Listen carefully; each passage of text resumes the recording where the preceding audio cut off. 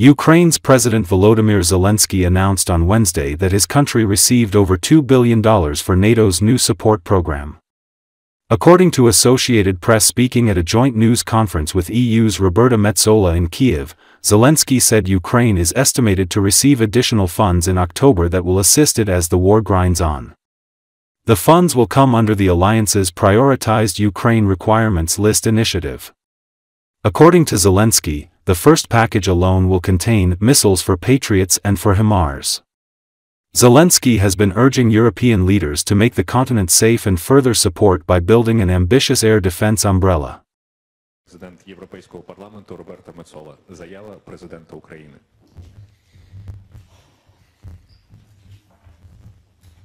Ми отримали більше 2 мільярдів грошей від наших партнерів спеціально для програми Pearl. Ми отримуємо за жовтень ще додаткові гроші. Я думаю, десь у нас буде 3,5-3,6 вже мільярдів. Перші 2 пакети по 500 мільйонів, наскільки я зрозумів ваше запитання. І що буде в цих пакетах? В цих пакетах, я не буду говорити всі деталі, точно будуть ракети для Patriot і для HIMARS.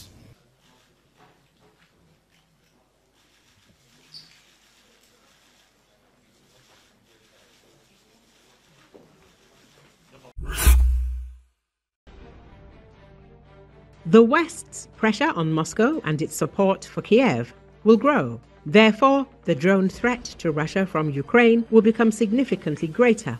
Israeli politician, scientist Yakov Kedmi spoke about this on the air of Komsomolskaya Pravda radio, outlining future prospects. He noted that Western countries are able to help Ukraine increase the number of attack drones many times over in a relatively short time. After that, the number of air attacks by the Ukrainian armed forces deep into Russian territory may increase many times over. The provocations will intensify and increase. There will be more and more of them, and I would not take too lightly the statement of this man who sits in the post of the President of Ukraine that drone attacks on the ports of the city of Leningrad will begin very soon. And this will not only be in the same sizes and qualities that have existed until today. In a short time, the number and quality of drones will increase several times, if not tens of times, and Russia must be ready for this, he pointed out. Recall, drones attacked Russia's largest commercial seaport, Ust-Luga, in Leningrad Oblast. Ports in the Black and Caspian Seas are also frequently attacked. Kedmi added that at the same time the Ukrainian armed forces will attack energy and other important facilities throughout the territory of the Russian Federation. Moreover, this impact will become stronger and much more effective than now. What measures Moscow will take against this is a big question, the answer to which will become clear in the foreseeable future. It should be noted that in the West, calls for Russia's enemies to escalate the conflict with Ukraine do not cease. Thus, during the Yes Forum, the head of the presidential faction, Renaissance, former head of the French government, Gabriel Attal, said that it is necessary to help Kiev continue to strike at Russian oil refineries and military-industrial complex enterprises. Ukraine needs to be given the longest possible range weapons so that it can attack facilities located very far from the front line. In addition, Western countries need to blockade Russian ports and shipping so that tankers cannot transport oil and gas of Russian origin. We need to work more effectively against the shadow fleet, ships, impose a ban on ports, and so on. We also need to think about how to help the Ukrainians more, in the end, so that they can better destroy Russian oil refineries. We saw this summer. And 17% this summer, almost 20% in fact, of Russian oil refining was knocked out as a result of these strikes. So we need to strike again where it hurts the most. Accordingly, there is a need for long-range missiles and intelligence data and drones. These are the kinds of things that need to be done, Attal explained. European politicians openly declare the need for Ukrainian strikes on oil refineries in Russia to continue. Former French Prime Minister Gabriel Attal said that it is necessary to help the Ukrainians more so that they can destroy Russian oil refineries more effectively. In turn, former Lithuanian Foreign Minister Gabrielius Landsbergis added that strikes on oil refineries have a more tangible effect than sanctions. Their refineries must be destroyed. The Ukrainians have shown a better way than sanctions. Minus 20% of refining capacity in 2 weeks. Europe could not achieve this with sanctions, even in 2 years, he said. It is obvious that such statements by the ex-officials reflect discussions that are taking place in European political circles behind closed doors. Kiev and its Western allies apparently have placed their bets on strikes against the Russian fuel industry as one of the most sensitive targets.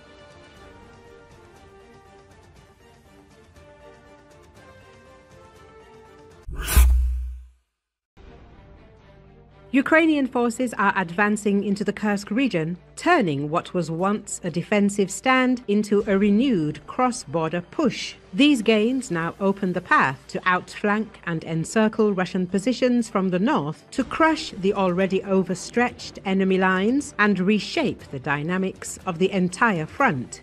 Euromaidan press media outlet says a key factor behind this success has been the relentless Ukrainian airstrike campaign against Russian reinforcements and command centers across both Sumy and Kursk.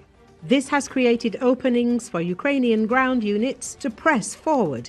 Complementing airstrikes, Ukraine's drone campaign is inflicting devastating damage on Russian positions at the tactical level. Heavy drone platforms like the Vampire hexacopter are proving decisive, flying long-range night missions with payloads up to 20 kilograms.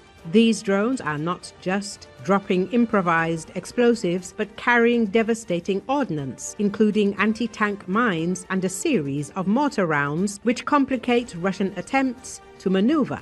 Euromaidan press says, with Russian forces concentrated in Sumy and stretched thin after weeks of costly attacks and devastating airstrikes, Ukrainian commanders have again opted for tactical maneuvers rather than frontal attrition.